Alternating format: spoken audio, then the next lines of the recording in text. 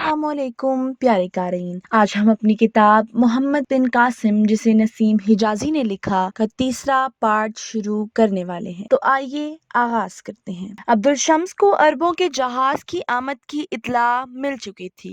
इसने शहर के चंद मुअज़्ज़िज़ीन के साथ अबुल हसन और उसके साथियों का इस्तकबाल किया।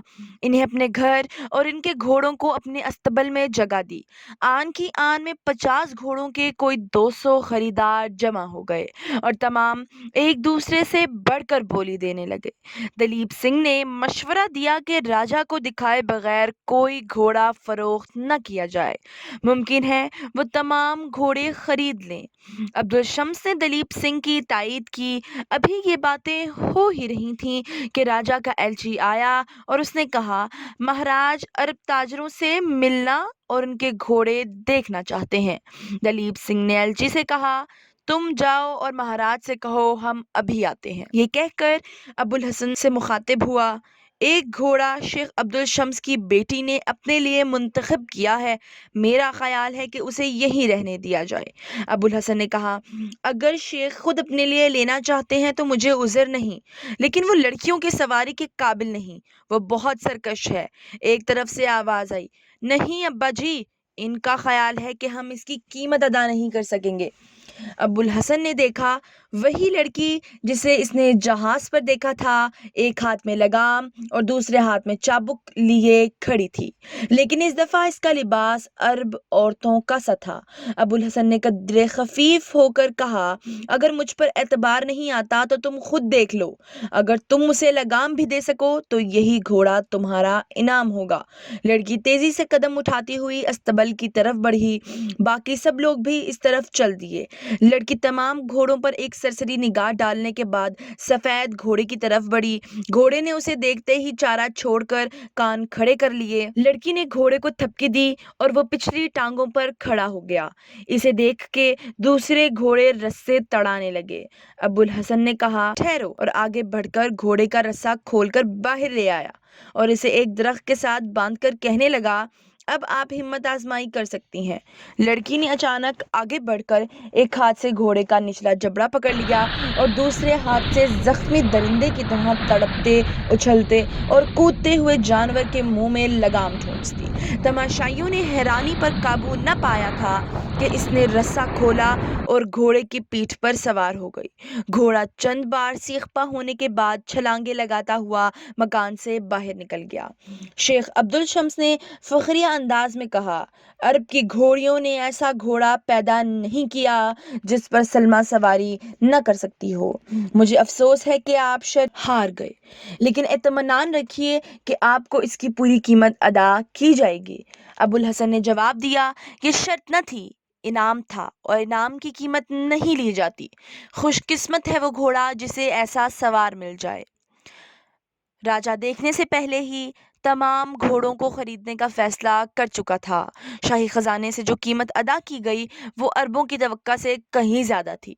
राजा ने अब्बुल हसन से अरबों के नए दीन और उनकी फतूहात के मुतल्लिक कई सवाल किए। दलीप सिंह ने तर्जमानी के फ़राइज़ अंजाम दिए। अब्बुल हसन ने तमाम सवालात का जवाब देने के बाद दीन इस्लाम के हर पहलू पर रोशनी डाली। राजा ने इस्लाम की बहुत सी खूबियों का एतराफ़ करने के बाद अब्बुल हसन से दोबारा मुलाकात का वादा लेकर इसे रुखसत किया। जब अब्बुल हसन अपने मेज़बान के घर वापस पहुंचा तो इसे मालूम हुआ कि सलमा अभी तक वापस नहीं आई और अब्दुल शम्स चंद आदमियों के हमरा इसकी तलाश में जा चुका है। अब्बुल हसन नमाज ज़ोहर अदा करने के बाद परेशानी की हालत में मकान के सहन में टहल रहा था कि सफ़ेद घोड़ा बेतहाशा भागता हुआ अंदर आया। घोड़े की लगाम भी गायब थी। अब्बुल हसन ने अपने साथियों की तरफ देखकर कहा, खुदा मालूम उसे क्या हुआ।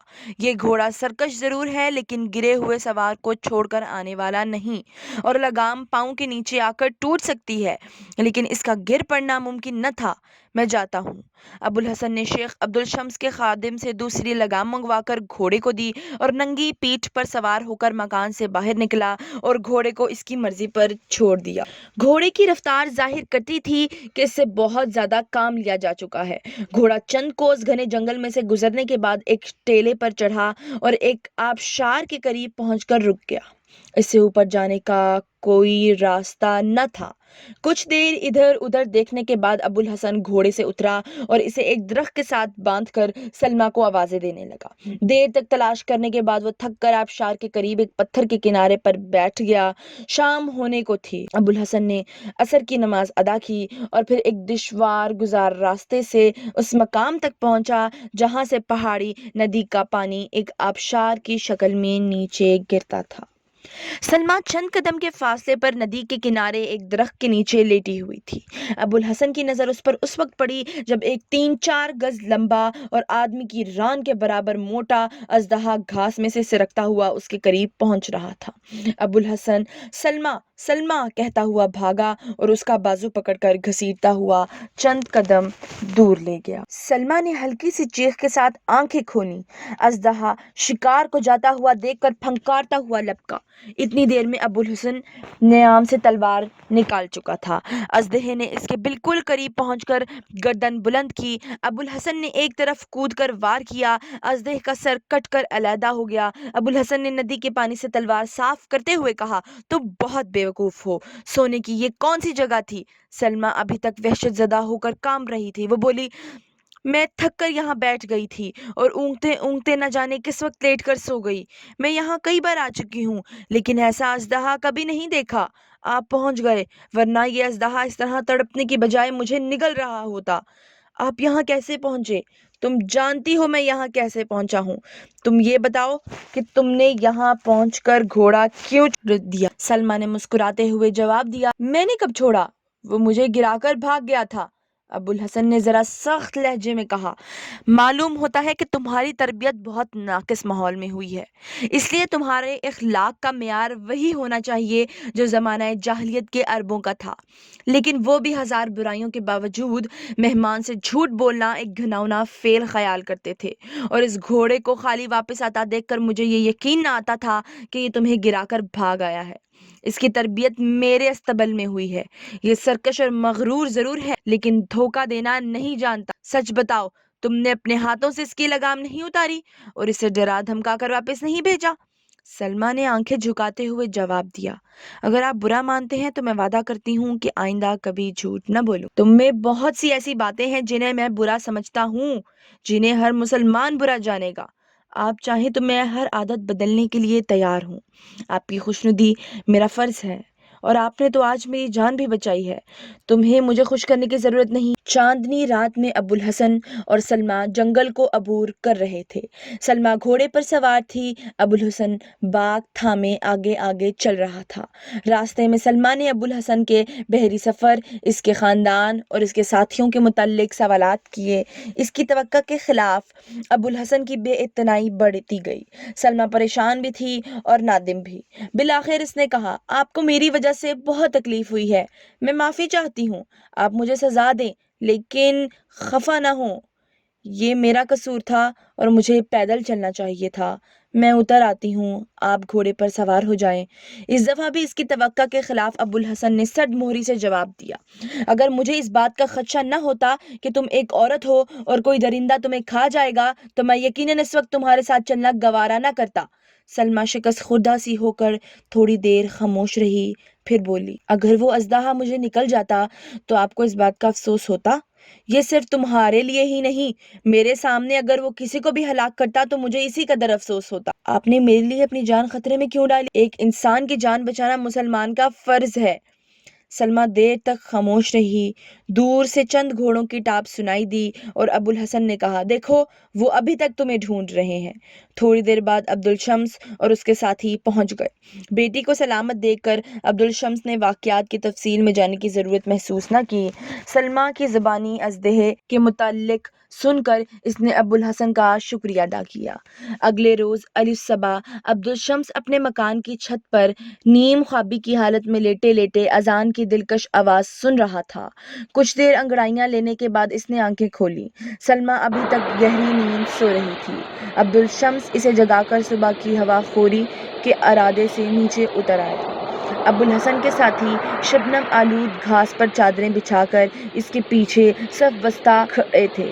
ابو الحسن نے نہایت دلکش آواز میں سورہ فاتحہ کے بعد چند آیات تلاوت کیں، قرآن مجید کے الفاظ نے عبدالشمس کے دل میں تلاطم برپا کر دیا۔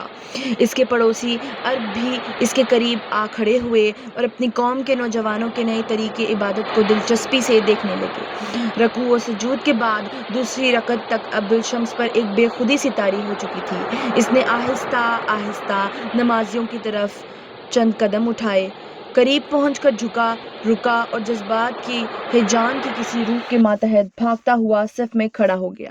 اس کے ساتھیوں نے اس کی تلقین کی۔ نماز کے اختتام پر ابو الحسن نے اٹھ کر عبدالشمس کو گلے لگایا۔ عبدالشمس کی آنکھوں میں مسرت کے آنسو چھلک رہے تھے۔ ابو الحسن اور اس کے ساتھیوں نے انہیں مبارکباد دی۔ عبدالشمس نے کہا، آپ کی زبان میں ایک جادو تھا، مجھے کچھ اور سنائیے۔ ابو الحسن نے جواب دیا، یہ میری آواز نہ تھی، یہ خدا کا کلام تھا۔ عبدالشمس نے کہا، بے شک یہ کسی انسان کا کلام نہیں ہو سکتا، سنائیے مجھے۔ ابو الحسن نے اپنے ایک ساتھی طلحہ کی طرف اشارہ کیا۔ طلحہ قرآن کا حافظ تھا۔ عرب اس کے ارد گرد بیٹھ گئے۔ طلحہ نے سورہ یاسین کی تلاوت کی۔ قرآن مجید کے مقدس الفاظ اور طلحہ کی دلگداز آواز سے عبدالشمس اور اس کے ساتھیوں پر رکت طاری ہو گئی۔ تلاوت کے بعد ابو الحسن نے رسول اکرم صلی اللہ علیہ وآلہ وسلم کی زندگی اور اسلام کے مختلف پہلوؤں پر روشنی ڈالتے ہوئے انہیں اسلام کی دعوت دی۔ عبدالشمس اور اس کے ساتھی جو ایک مدت سے عربوں کی عظمت کی داستانیں سن کر رسول اکرم صلی اللہ علیہ وآلہ وسلم کی عظمت کا اعتراف کر چکے تھے، ابو الحسن کی تبلیغ کے بعد دین اسلام کی صداقت پر ایمان لے آئے۔ کلمہ توحید پڑھنے کے بعد ابو الشمس نے اپنے لیے عبداللہ کا نام پسند کیا۔ سلمہ ناریل کے ایک درخت کا سہارا لیے کھڑی تھی، یہ تمام واقعات دیکھ رہی تھی۔ وہ جھجکتی ہوئی آگے بڑھی اور اپنے باپ سے کہنے لگی، ابا جان، کیا عورتیں بھی مسلمان ہو سکتی ہیں؟ عبداللہ نے مسکراتے ہوئے ابو الحسن کی طرف دیکھا اور وہ بولا، خدا کی رحمت عورتوں اور مردوں کے لیے یکساں ہے۔ سلمہ نے کہا، تو میرا نام بھی تبدیل کر دیجیے، میں بھی مسلمان ہونا چاہتی ہوں۔ ابو الحسن نے کہا، تمہارا یہی نام ٹھیک ہے، تم فقط کلمہ پڑھ لو۔ سلمہ نے کلمہ پڑھا اور سب نے ہاتھ اٹھا کر اس کے لیے دعا کی۔ آسمان پر بادل چھا رہے تھے۔ اچانک موسلا دھار بارش ہونے لگی اور یہ لوگ ایک کمرے میں چلے آئے۔ تھوڑی دیر بعد بارش تھم گئی اور دلیپ سنگھ نے آ کر خبر دی کہ مہاراج آپ کا انتظار کر رہے ہیں۔ ابو الحسن اپنے ساتھیوں کو وہیں چھوڑ کر دلیپ سنگھ کے ساتھ ہو لیا۔ دوپہر کے وقت ابو الحسن واپس آیا اور اس نے اپنے ساتھیوں کو بتایا کہ راجا اور بعض سرداروں نے اور بھی عربی گھوڑے خریدنے کی خواہش ظاہر کی ہے، اس لیے ہمارا جہاز چوتھے روز واپس روانہ ہو جائے گا۔ عبداللہ نے انہیں کچھ دن اور ٹھہرنے کے لیے کہا، لیکن ابو الحسن نے جلد واپس آنے کا وعدہ کر کے اجازت حاصل کر لی۔ عبداللہ نے کہا، ابھی ہمیں اسلام کے متعلق کچھ جاننا ہے، اگر آپ طلحہ کو یہاں چھوڑ جائیں تو بہت اچھا ہوگا۔ ابو الحسن نے طلحہ کی طرف دیکھتے ہوئے جواب دیا، اگر یہ پسند کریں تو میں انہیں بخوشی یہاں چھوڑنے کے لیے تیار ہوں۔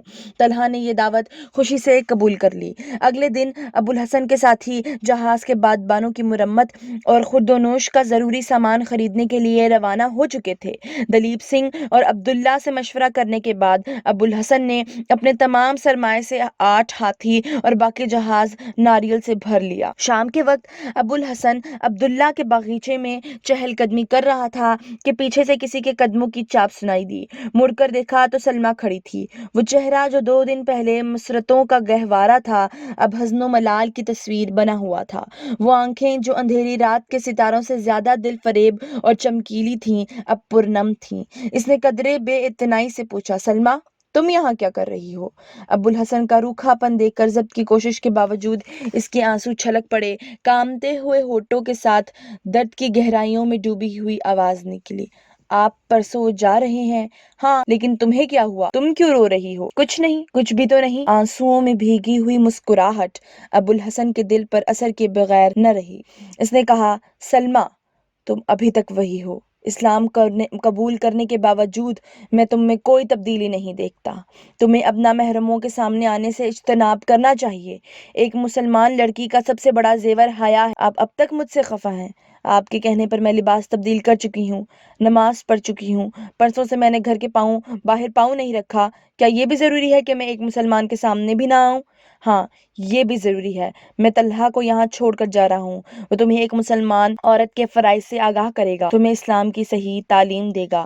سلمہ نے جواب دیا، مجھے کسی اور تعلیم کی ضرورت نہیں، آپ جو حکم دیں گے میں مانوں گی۔ آپ کے اشارے پر میں پہاڑ پر سے کودنے اور ہاتھ پاؤں باندھ کر سمندر میں چھلانگ لگانے کے لیے تیار ہوں۔ ابو الحسن نے کہا، سلمہ اگر تمہیں میری خوشی اس قدر عزیز ہے تو سنو، میں اس کے سوا اور کچھ نہیں چاہتا کہ تم سر سے پاؤں تک اسلام کے سانچے میں ڈھل جاؤ۔ سچے مسلمان کی ہر نیت اور ہر فعل کو کسی انسان کی خوشی نہیں بلکہ خدا کی خوشی کا طلبگار ہونا چاہیے۔ کلمہ پڑھنے کے بعد تم ایک ایسی دنیا میں پاؤں رکھ چکی ہو جو ایک لامتناہی جدوجہد کا گھر ہے۔ اس میدان میں کودنے والے کے دل میں آنسوؤں اور آہوں کے لیے کوئی جگہ نہیں ہونی چاہیے۔ مسلمان کے لیے زندگی ایک بہت بڑا امتحان ہے۔ اس کے پہلو میں وہ دل ہونا چاہیے جو خدا کی راہ میں زندگی کی بلند ترین خواہشات کو بھی قربان کرنے سے نہ گھبرائے۔ اس کا سینہ تیروں سے چھلنی ہو لیکن زبان سے آہ تک نہ نکلے۔ تم عرب جاؤ تو شاید یہ دیکھ کر حیران ہوگی کہ مسلمان عورتیں اپنے شوہروں، بھائیوں اور بیٹوں کو جہاد پر رخصت کرتی ہیں، لیکن ان کی آنکھ میں آنسو تو درکنار، پیشانی پر شکن تک نہیں آتی، اور یہ صرف اس لیے کہ وہ خدا کی خوشی کو دنیا کی ہر خوشی پر ترجیح دیتی ہیں۔